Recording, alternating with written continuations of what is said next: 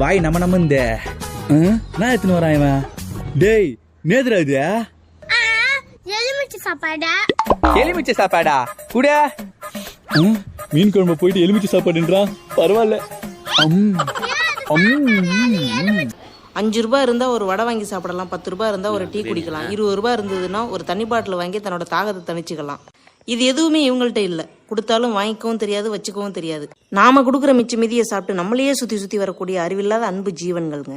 ஆனா உண்மை.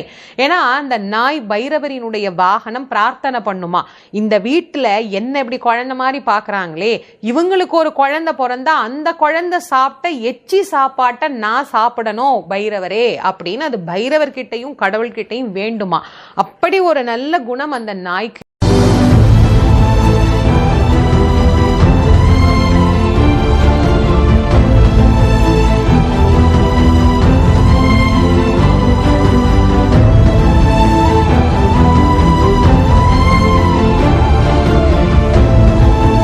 வயிறு நிறைய சாப்பிட்ட உடனே நல்லா படுத்து தூங்குவேன் மேடம். மேடம், இந்த சாப்பிட்டதுக்கு அப்புறம் மத்தியானம் தூங்குற சுகம் இருக்கே